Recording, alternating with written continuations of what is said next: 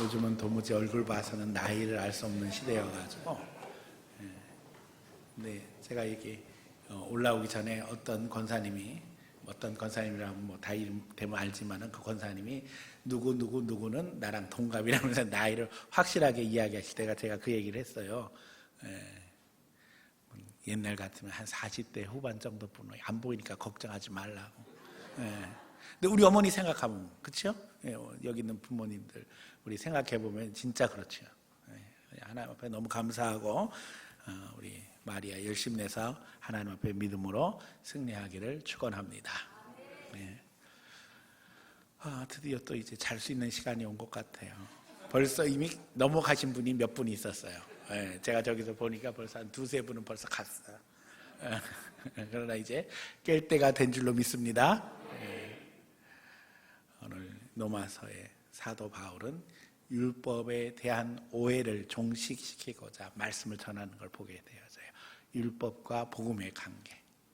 이건 너무나도 중요합니다. 율법과 복음의 관계를 제대로 알지 못하면 우리가 신앙생활을 하면서 율법주의에 떨어지기가 쉬운 거예요. 오늘 본문은 이야기하죠. 율법이 나쁜 건 아니에요. 그런데 그걸 제대로 이해하지 못하면 율법주의로 떨어져서 하나님이 주신 자유, 기쁨, 즐거움을 다 잊어버리고 신앙생활을 하면서 하나님의 자녀로서의 기쁨과 감격은 사라지고 종처럼 끌려다니면서 그게 신앙생활인 줄 알고 착각하면서 그게 전부인 줄 알고 살아간다니까요. 성령의 역사는 그게 아닙니다. 우리가 예수 그리스도의 복음으로 말미암은 구원받은 백성이 되었기 때문에 하나님의 자녀로 살면서 오늘 난예배 시간에도 말씀드렸잖아요. 주님과 함께 하게 되어지면 아버지 것이 다 누구 것이라고요? 내 것이에요. 내 것이 아버지의 것이며 아버지의 것이 내 것이 되는 이 놀라운 비밀. 그런데 우리 아버지는 보통 아버지가 아니라 하늘 아버지예요. 제가 이제 21세기 드림교회 목회할 때 이야기입니다. 어떤 분이 이제 제가 그 앞에서 이렇게 빗자루질 하고 있었는데 이렇게 지나가면서 나이가 좀 드신 분이 그래요. 교회 목사님이시요? 그래서 예, 제가 이 교회 목사입니다. 그랬더니 아, 그렇구만 하시더니 하는 얘기가 아버지가 부자요, 장인이 부자요. 그러면서 젊은 나이에 꽤 큰 교회를 지었네 이러고 가시는 거예요. 그런데 제가 아버지가 부자요, 장인이 부자요 할 때 제가 얘기했어요.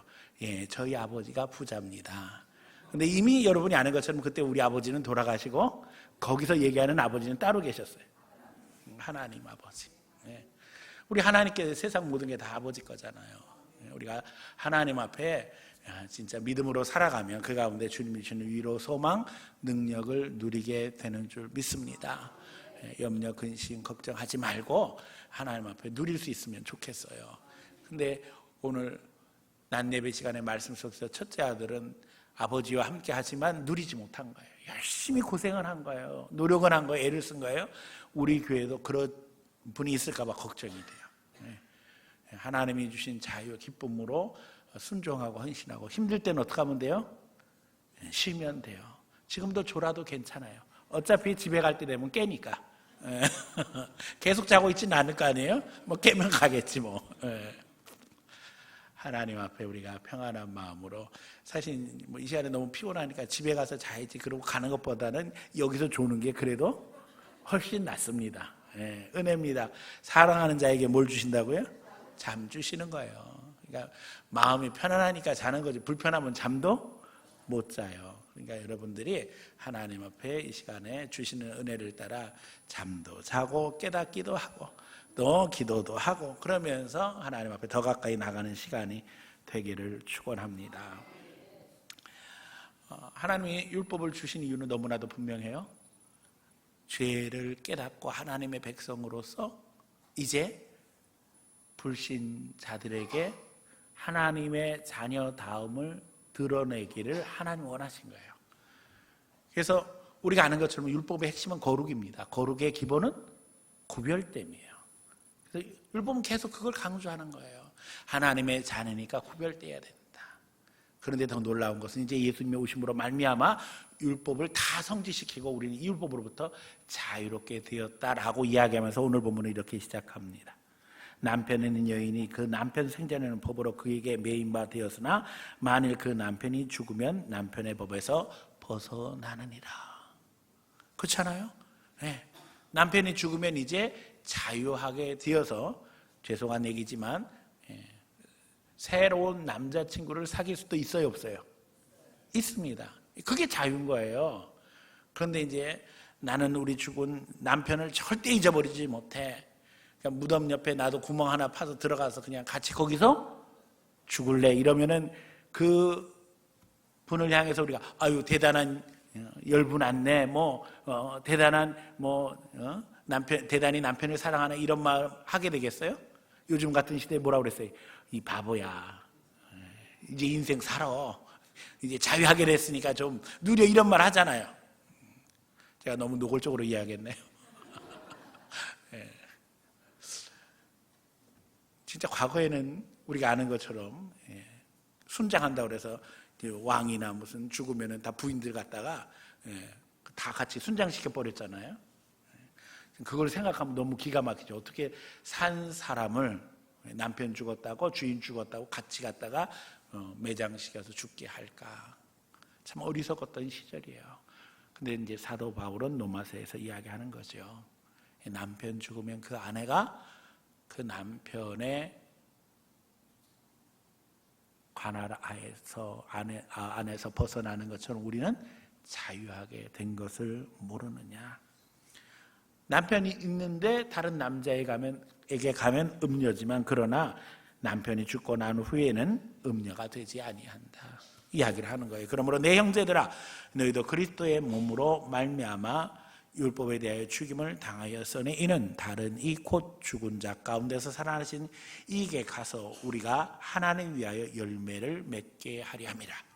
이제는 율법으로부터 우리는 자유하게 되었고 이제 복음으로 말미암아 열매를 맺는 새로운 상황이 되었음을 우리에게 증거하고 계시는 것을 보게 되어집니다. 그럼에도 불구하고 율법주의가 왜 나빴는가?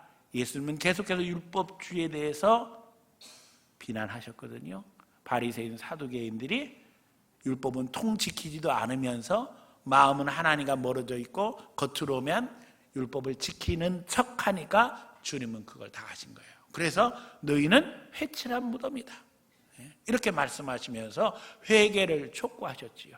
먼저 대접받으려고 하고 다른 사람에게 자기 위신이나 드러내려고 하고 사람들에게 존경받으려고 하는데 실제로 그 마음속에는 악독이 가득했다는 거예요.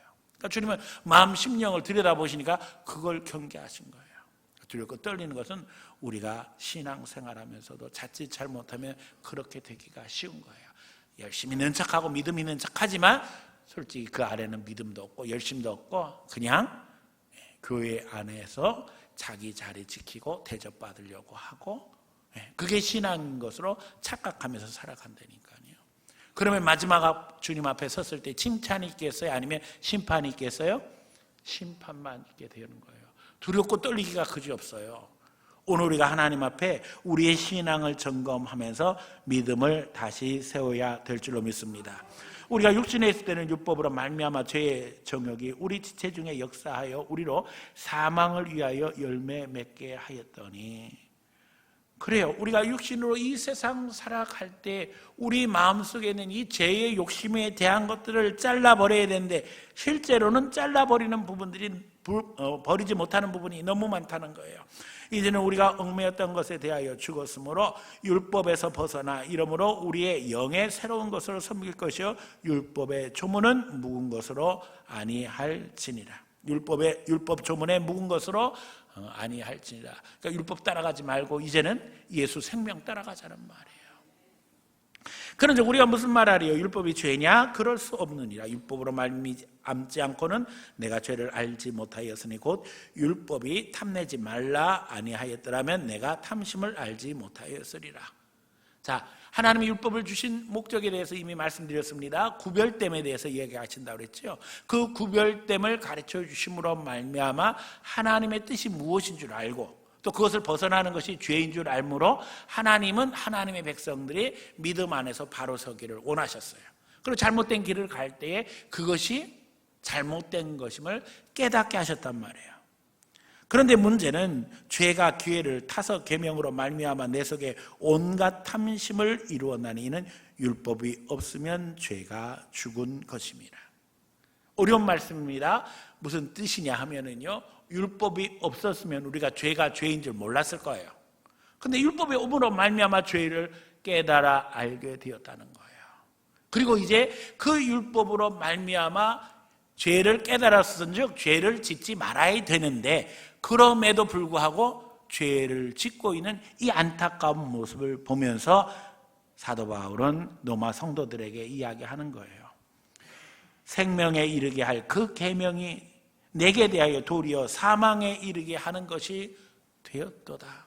죄가 죄됨을 깨닫고 죄짓지 말고 살아야 되는데 율법을 주셨기 때문에 죄인 줄 알면서도 죄를 짓는 이 기가 막힌 일이 벌어지게 된 것이 오늘 우리 신앙인의 모습이 되었음을 통탄하는 것을 보게 되어져요.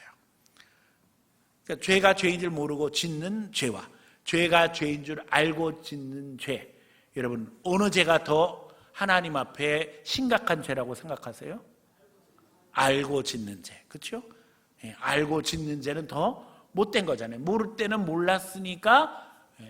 그래서 우리가 아는 것처럼 우리나라의 법체계에서도 미성년자들, 어린 아이들은 그 무지함이 실제로 법정에서 인정이 돼야 안 돼요? 인정이 되잖아요. 어리기 때문에, 미성년자이기 때문에. 그래서 심지어는 그 아이에게 죄를 묻지 않고 누구에게 물어요? 부모에게 묻기도 하잖아요. 자, 그런데 이제는 율법으로 말미암아 죄를 깨닫게 되었는데 그럼에도 불구하고 죄를 짓지 말아야 되는데 짓고 있다는 거예요. 죄가 기회를 타서 계명으로 말미암아 나를 속이고 그것으로 나를 죽였는지라. 이러보건대 율법은 거룩하고 계명도 거룩하고 의로우며 선하도다.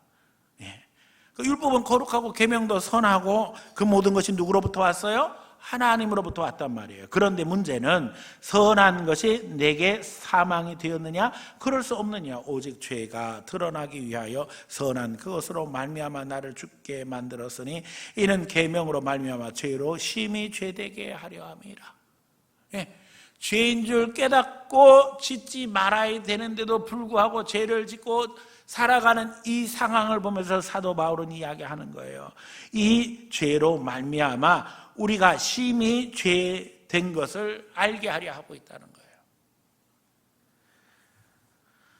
우리가 율법은 신령한 줄 알거니와 나는 육신에 속하여 죄 아래 팔렸도다. 율법을 알고도 죄를 짓는 이유를 정확하게 이야기하고 있습니다. 뭐에 팔렸다고요? 육신에 팔려서. 육신의 생각, 육신의 시도, 육신의 계획에 팔려서 하나님 앞에 죄를 짓고 살아가는 안타까운 존재로 떨어지게 되었다는 거예요. 내가 행하는 것을 내가 알지 못하노니 곧 내가 원하는 것은 행하지 아니하고 도리어 미워하는 것을 행함이라. 육신에 팔려서 육신적인 생각 속에서 죄를 짓다 보니까는 깨닫는 거예요. 이건 아닌데. 그러면 죄를 짓지 않고 살아야 되는데 이 생각이 들어오는데 보니까 죄를 짓지 않겠다는 생각이 있는데도 불구하고 죄를 짓고 있어요. 마음의 원함은 있는데 죄를 향해 끌려가는 도대체 이것이 무엇인가? 그래서 바울은 이렇게 이야기합니다. 17절 이제는 그것을 행하는 자가 내가 아니요 내 속에 거하는 죄인이라. 정체를 깨달아 알게 된 거예요. 내 속에 뭐가 있다고요? 죄가 있도다. 죄가 있으니까 죄에 반응하는 거예요. 제가 늘 이야기하지만 어둠의 자녀는 어디에 반응한다고요? 어둠에. 빛의 자녀는 빛에. 그런데 문제는 우리가 자꾸 죄에 대해서 반응하고 있어요. 그래서 보니까 내 안에 죄가 있는 거예요. 내 속 곧 내 육신에 선한 것이 거하지 아니하는 줄 아노니 원함은 내게 있으나 선을 행하는 것은 없도다. 예수 안 믿는 사람들도요, 다 악하게 살기를 원하지는 않아요. 그런데 살다 보면 거기에 휘둘리는 거예요. 근데 더 두려운 것은 그들은 깨닫지 못하고 그 길로 가는 거예요. 근데 예수 믿는 사람들은 교회에 다니면서 계속 하나님의 말씀을 읽으니까 이게 잘못된 것이구나 하는 것을 수시로 깨닫게 되는데도 불구하고, 그래서 다짐하지요. 아이고 주여 잘못했습니다, 회개합니다. 그러고도 뒤돌아서면 또 잊어버리고 또 짓고. 네, 이게 이제 우리 인생이란 말이에요. 그래서 왜 우리가 이런 상황에서 살아가는가 사도 바울은 이야기하는 거예요. 원하는 바 선은 행하지 아니하고 도리어 원하지 아니하는 바 악을 행하는도다. 만일 내가 원하지 아니하는 그것을 하면 이를 행하는 자는 내가 아니요 내 속에 거하는 뭐라고요? 죄니라. 내 속에 뭐가 있다고요? 죄가 있다는 거예요. 그러므로 내가 한 법을 깨달았노니 곧 선을 행하기를 원하는 나에게 악이 함께 있는 것이라. 다시 말하면 내 안에 선한 마음도 있어서 하나님을 쫓아가려고 함과 동시에 내 안에 죄가 있어서 악을 도모하는 악한 것들이 그대로 있다는 거예요. 내 속 사람으로 하나님의 법을 즐거워하되 내 지체 속에 다른 한 법이 내 마음의 법과 싸워 내 지체 속에 있는 죄의 법으로 나를 사로잡는 것을 보는도다. 그러니까 내 안에 두 법이 있어서 맨날 싸우는 거예요. 지금도 이제 두 의지가 싸우고 있죠. 한쪽에서는 졸려워요. 한쪽에서는 자지 말아야지. 목사님이 자지 말라고 한 건 농담이지 진담이 아니야. 막 이런 생각도 날 거예요. 그런데도 육신이 피곤하니까 졸려요. 내 안에 막 싸움이 있어요. 우리는 세상 끝날 때까지 내 속에 영적 전쟁이 있음을 알게 되어집니다. 그리고 그것을 싸워야 하는 것이 그리스도인의 길이라는 것을 너무나도 잘 알고 있습니다. 그래서 사도 바울은 이렇게 고백하는 거예요. 오호라 나는 공고한 사람이로다. 이 사망의 몸에서 누가 나를 건져내랴. 계속 싸움이 있으니까. 그리고 심지어는 어떤 일이 벌어져요? 죄가 나를 이기는 거예요. 선한 마음과 이 악한 마음 속에 악한 마음, 이 죄의 욕구가 나를 이기는 거예요. 실제로. 주를 잘 지켜야지, 예배하러 가야지. 그러다가 전화 와서 야, 요번에 우리 형제들 다 가니까는 가자. 이러면 마음이 막 동해요. 이게 이제 사람인 거예요. 우리의 전쟁은 생명 있는 동안 주님 앞에 가는 그날까지 계속되어집니다. 바울은 그래서 솔직히 고백하는 거예요. 오호라 나는 어떤 사람이라고요? 곤고한 사람이로다. 이 사망의 몸에서 누가 나를 건져내랴. 이렇게 그냥 가면 우리는 죽을 수뿐이 없는 존재구나. 사망의 몸에서 누가 나를 건져내겠느냐. 근데 여러분, 우리에게는 소망이 있습니다. 25절이 우리에게 답을 주죠. 우리 주 예수 그리스도로 말미암아 하나님께 감사하리로다. 그런즉 내 자신이 마음으로는 하나님의 법을, 육신으로는 죄의 법을 섬기노라. 누구에게 감사한다고요? 예수님께 감사한다는 거예요. 왜요? 예수님께서 이기셨으니까. 예수님이 이기셨으니까 감사하다는 거예요. 우리의 연약하고 부족하고 모자란 것도 주님이 다 아시고 주님이 우리를 자유하게 하셨으니 우리는 감사할 것뿐이 없다는 거예요. 오늘 우리가 이 말씀 속에서 위로받으며 하나님 앞에 가까이 나가기 원합니다. 우리가 넘어지고 쓰러진다고 해서 주님이 천국에서 잘라버리시는 건 아니에요. 그렇죠? 그러니까 감사하지요. 우리가 수없이 매일 영적 전쟁에서 살아가는데 여러분 생각해 보세요. 10번의 싸움이 있었는데 도대체 나는 몇 번 이겼는가? 생각해 보면 여러분은 이긴 날이 많은 것 같아요? 진 날이 많은 것 같아요? 진 날이 많은 것 같아요. 제 생각에는 그래도 여기 앉아있는 분들은 이긴 날이 좀 많지 않은가 그런 생각이 들어요. 또 이 말이 여러분에게 위로가 되기를 원합니다. 하나님 앞에 우리가 계속 싸워가는 거예요. 유혹과 도전은 늘 있어요. 그런데 여러분, 우리가 실패해도 괜찮아요. 넘어져도 괜찮아요. 왜요? 예수님이 이기셨기 때문에. 우린 그걸 알기 때문에 감사한 거예요. 우리의 연약함, 부족함, 모자란 것을 주님이 다 아시죠. 주님, 그래도 마음은 누구에게 있어요? 예수님께 있어요. 그래서 이야기합니다. 방향이 중요하다는 거예요.